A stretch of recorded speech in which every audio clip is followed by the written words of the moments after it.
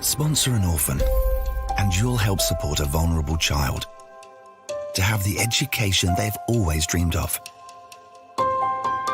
so they can build a brighter future.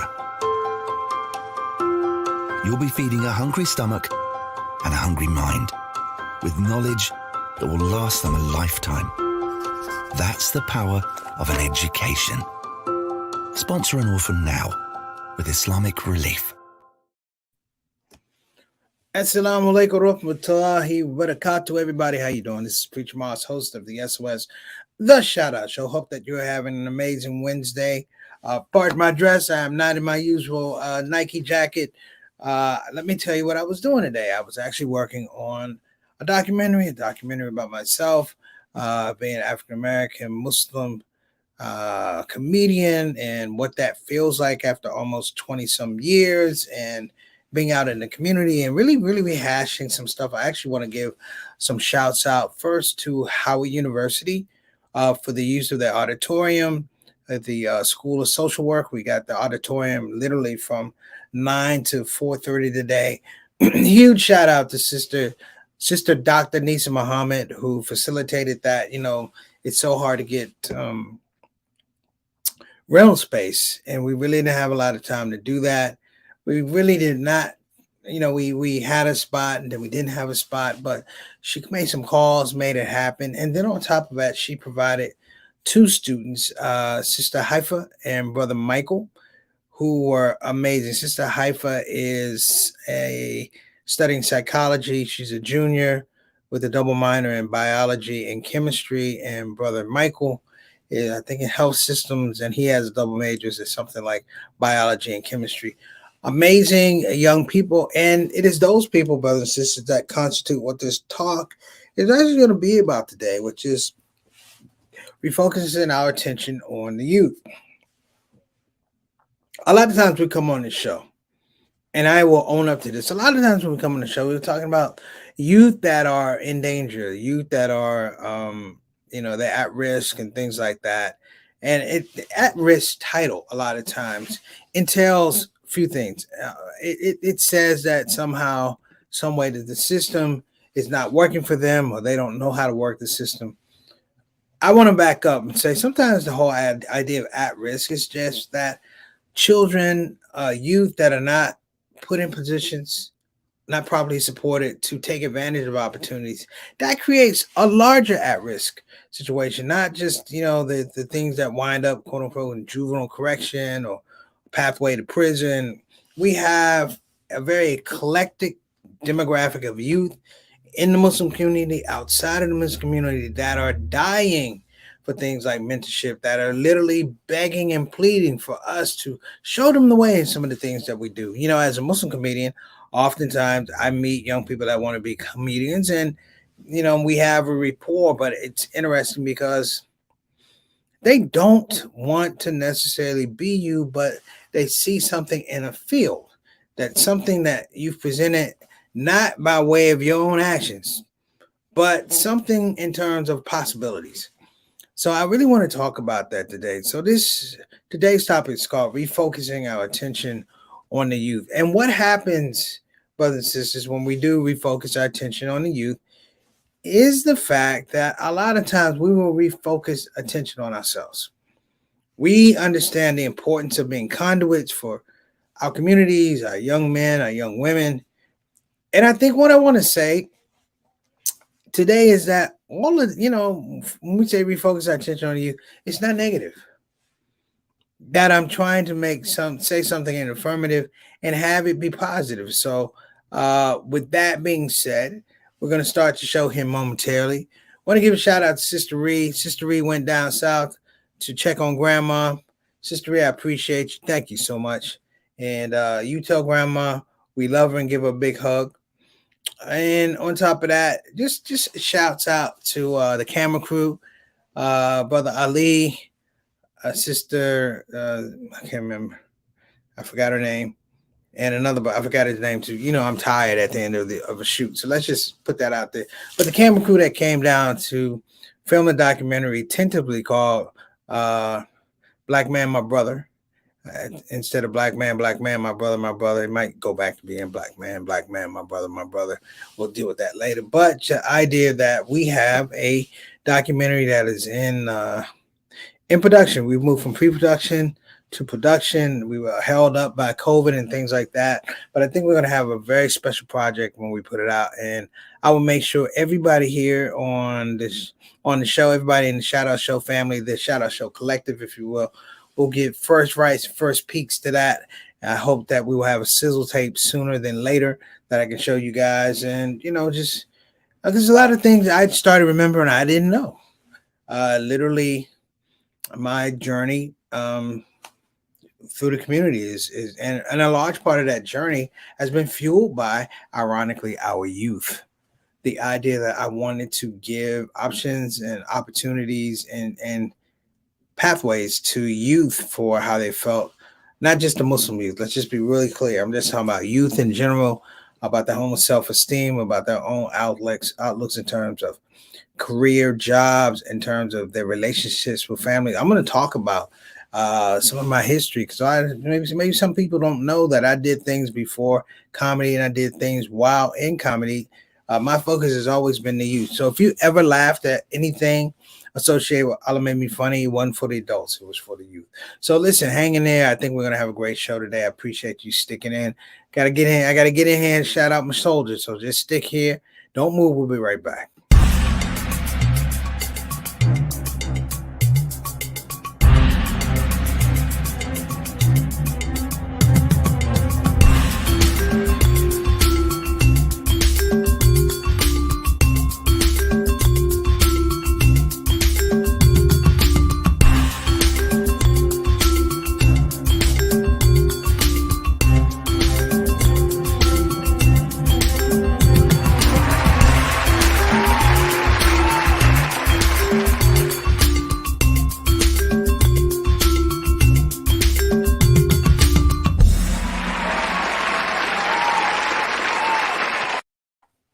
So we're here. We're getting bossed up here on the Shout Out Show, the SOS.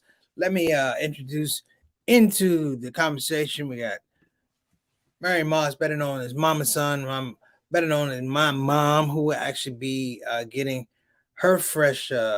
She'll be getting her close up tomorrow, along with Maxine BK, the proprietor of BeFinanciallyIndependent.com. They're going to get their close ups tomorrow. They're going to actually get to talk shots. I am really, I actually have pictures of myself when I was young. My mom went and dug these pictures out, and I meant to bring them. Do you guys have a minute? Yeah, hold on. I'll go get the pictures. Hold on, man. Hey, man, where are those pictures?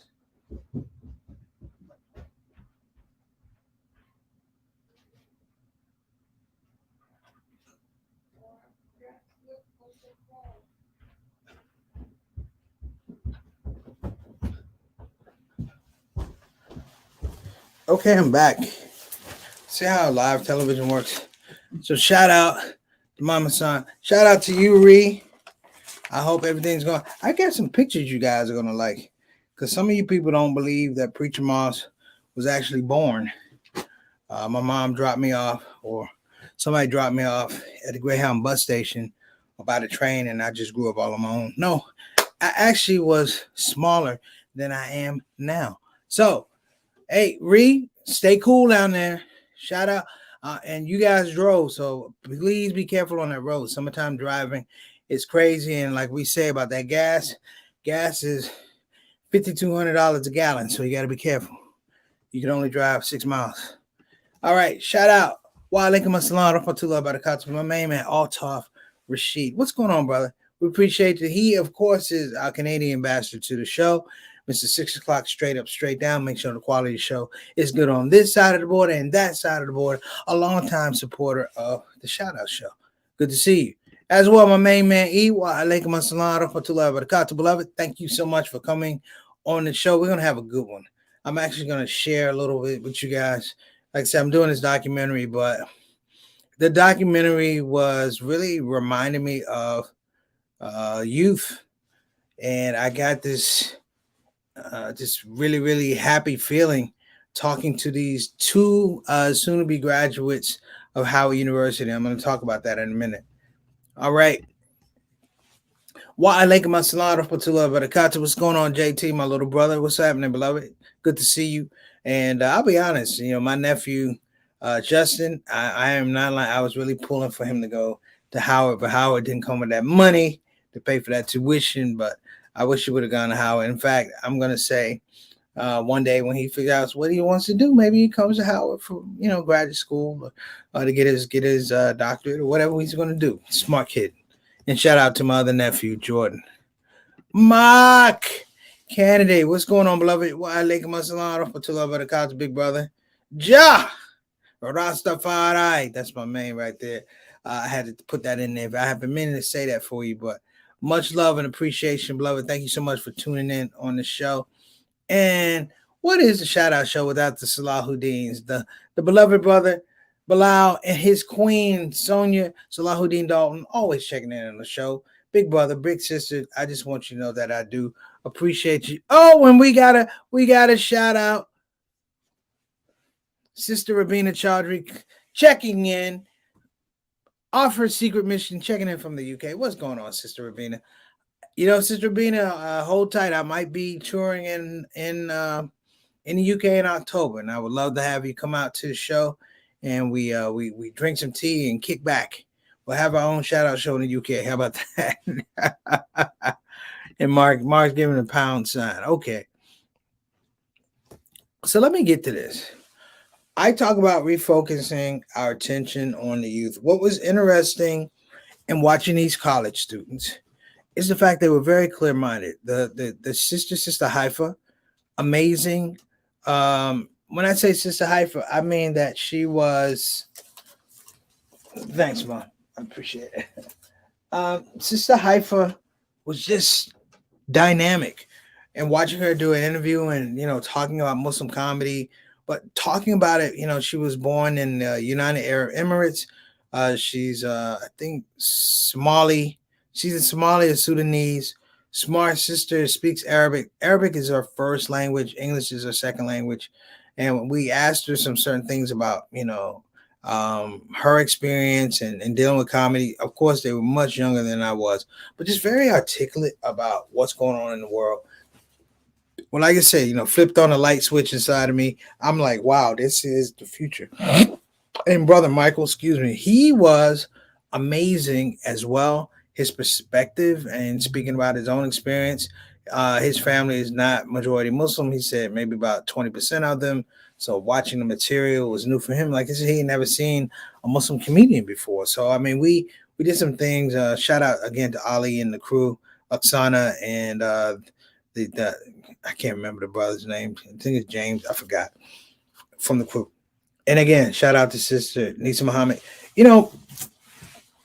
When you do documentaries, and you're doing about your life, like I would never do a documentary about me, largely because I don't think I'm that interesting. So someone else has to do it. I would never do it. Like I could do one on my mom or people in the shout out show, no problem, but I'm just not that interesting.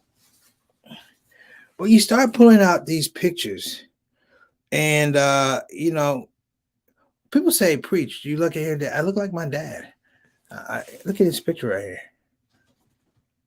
Oh, you can't do it. Oh, I got to take the blur off so y'all can see the picture. So hold on a minute. I normally don't do this,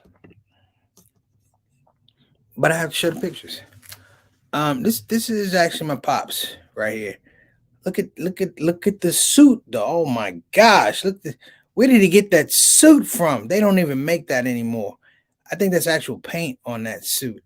That's him definitely right out of the army. And what's fun is you get to pull all of these different things, these different ideas. And people say, "Preacher, were you a ham when you were a kid?" Yes, I was a ham. This is me. This is look. See the bottom guy? It's two people there. There is me right there on the right, and Terrence Brown, who was my running buddy, Tyra Brown, and Neighbors, and that's a big fingernail. But even then, I like being a ham. And I'm gonna show you these pictures because, oh, this is a classic. Yes. I know the jokes are coming. I know the jokes are coming. I was wearing glasses 15 minutes after I was born. But you couldn't tell me anything. Look at that jacket. See, the jacket gave me all the confidence in the world back in the day. Oh, you want more? I got more. I got more. I don't know who these people are. My mom gave me some pictures of people. I don't even know who they are. And sometimes you forget folks. How many of you heard me talk about my Easter suit? My Easter suit. This is the Easter suit that I wore. Look at that. Boy, you couldn't tell me I was clean. Look at that suit. And your brother had a tie on. But so I said, Preach, what does this have to do with supporting the youth? I'm going to tell you. I am a benefactor of incredible amounts of community support throughout my life. Even when I did Allah Made Me Funny, I had the benefit of elders. And what I want us to emphasize is that we have to look for positive situations to inject ourselves in. Comedy, things like that. My mom has a whole treasure trove of when I first started doing comedy and things like that. But what you see in this space here is the fact that you had to want it. This is the Marquette Tribune from 1987. From 1987, and you'll read down at the bottom this little thing right here. It says, "Student attempts to conquer classes, comedy, and audiences." That was me. All at 20 years old. And what I want to emphasize is even at 20 years old, I had people that believed in me. So the whole scope of refocusing our attention on the youth is let's take our attention on the things that we can't control. I mean, we spend a lot of time these days looking at politics, a lot of time looking at war, a lot of time looking at the economy. The wealth of this nation is the wellness of its youth. Being able to produce youth that can think through these problems, and I'm going to say this, who are not bombarded with messages about being lonely, despair, and desolate, but also being challenged. One of the things I always benefited from as a child was that I was always challenged, whether it was sports, whether it was, music, things like that. My mom is going to interview for my documentary. She's the matriarch, basically, of Muslim comedy. Why? She heard what I was talking about, and she was an early adopter. Let's say that. There were some Muslims that came along, but she was an early adopter, and she put her money where her mouth was. I've said this a long time ago, and I've said it. All It Made Me Funny was started with $750 and a logo. So when you see Muslim comedy around, it was Mary Moss and it's $750, and I found a logo. A good friend of mine, his name is Sakiah Sandifer. He wound up being a CFO for Kanye West. That's a totally different story. But believing in a project that can affect our youth it's probably been one of the most fulfilling opportunities I've had in my life. And we have to endeavor to remind children that they have worth. So it's not just refocusing our attention, it's how we engage children. You can be in poverty and not be poor. Let me explain that. Poverty is the condition. Poor is but it's not a permanent condition. Meaning that when people have heart and inspiration, they will endeavor and indubitably to do better. They will see the lining in the silver cloud, and they will focus a lot of that energy on trying to make sure that not only they are succeeding, but that other people see them succeeding. That the can-do attitude is something that's approachable, and success is something that's attainable. Our youth today, And I don't want to go into TikTok and things like that. But they look at us. They look at the adults who lead them. And they see adults who are depressed, anxiety riddled. In many regards, they're not living their best lives. And then we turn around and give them advice. Or worse, we turn around and believe that they should follow our leadership. Can't do it. We have to be honest with ourselves and tell children that some of the things that I'm telling you have to do with my hangups, my inability to do things when I was in my youth, and just be honest with them and have these realistic conversations. We always talk about kids growing up too fast, and that can be apropos in some cases. But sometimes kids are not growing up too fast. It's that we're not allowing them space to grow, and we're not complimenting them on their willingness to take on accountability and responsibility along with that growth. All right. So I'm going to take a quick break. We're going to come back and we're going to wrap up. This is Preacher Moss on the Shout Out Show, talking about refocusing our attention on the youth.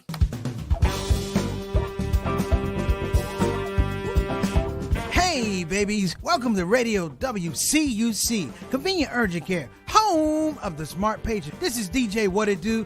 You know what time it is. It's the top of the hour, and the request lines are open. You know what you want to hear. I know what you want to hear. Operators are waiting. I just got to hear Don't Get the COVID.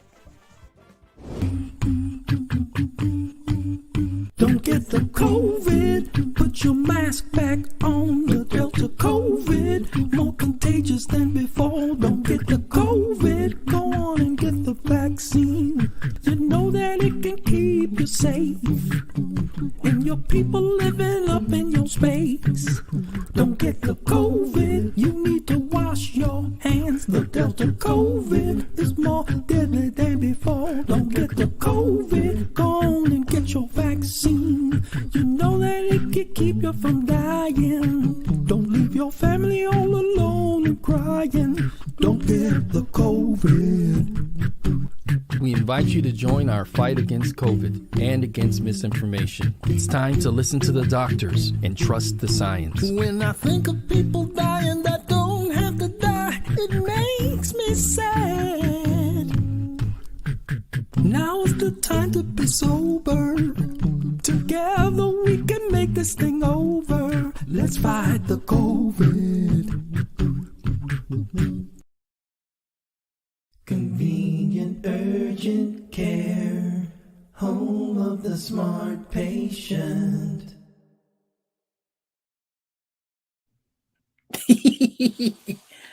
Hey, Bilal, I got one for you.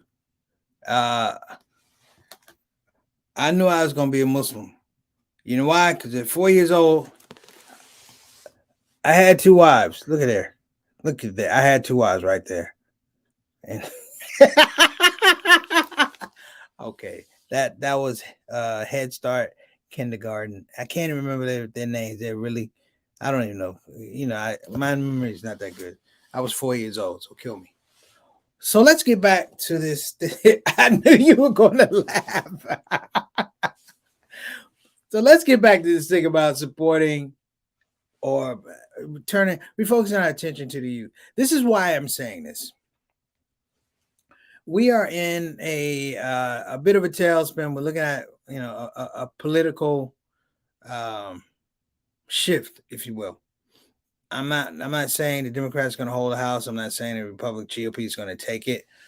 But the way in which we look at politics is definitely have been compromised. So the whole idea of freedom, equality, the fact that, we're supposed to have access to government, access to authority to be able to have, all of that is kind of blurred, if you will. What I don't want it to be is that it's something that somehow sours our youth. Therefore, I'm advocating myself that maybe, we get into a space where before we have to be assigned children to mentor them, that we look at them and say that you have worth, you have worth, you have worth. And while we may not be able to fully mentor them, just telling them, number one, that you're proud of them. Number two, that if you need help, I am available. And number three is just telling them, dream. The two young people I saw at Howard today, I saw dreams and hopes in their eyes that they were going through this process of education, but they could see at the end of the tunnel that they had made great decisions on what they were trying to do. This young lady from the United Arab Emirates chose a HBCU because Howard had that kind of reputation. And this young man, originally born in Philadelphia, lives in North Carolina, but they both saw that. And I said, what is this thing that drives you? And what they were saying is, because we can say, oh, my family, your family is important. But when you walk out of the house, it's the environments around you. It's the environments that, your parents have invested in, whereby when they're not seeing you, you're still benefiting from a thought process, a certain type of esprit de corps about the things you're doing, whether it be education, whether it be work, whether it be spiritual work. This is the thing that I got so happy about, because those who are in need, we're going to help those who are in need. But sometimes the balance gets shifted because when looking at people who are in desperate situations and need assistance, we would normally help them anyway. But I'm saying continue to help them, but look at those who are trying to thrive, not survive, those who are trying to thrive, those who they can see the finish line. We just may have to help them move a little bit closer or align themselves to run that particular race. And we all have fiduciary responsibilities for those who are, I don't want to say lacking, but those who are having difficult times. And we also want to remember, because this is important, that even some of our most talented, high achieving children, youth, suffer stress. They suffer stress. The numbers for suicide do not lie, brothers and sisters. And we're not talking about in the college, we're talking about in elementary. The idea of being able to address these things for our youth before they become larger problems. I have to pull it up, but it was a documentary called Raised in Milwaukee, and it was depressing. And it was depressing to me because I told you before, I used to be an educator. I was an educator in the city of Milwaukee, Wisconsin. And I saw the future and how children were being taught, and it didn't bode well. But that's not for me to say that somehow I shouldn't keep trying. And I'm fortunate, alhamdulillah, that I had people around me who said, in the end, it's like, we're not here to get medals. We're not here to get awards. We're here to get these kids across the finish line. So my hope, brothers and sisters, is when you see somebody, a young man that's talented or a young woman that's talented, that you ask them about their skill set. Ask them what they want to do about it. Engage them, because that type of attention is gold for them. And though we may have our brothers and sisters, we make dua for those who are less fortunate, make dua for those who are fortunate, because they're going to be the ones who are going to have the most effective reach and profound effect on the ones who are not doing so well. I'll be honest, hey, I'm going to get older, and I'm going to leave this earth.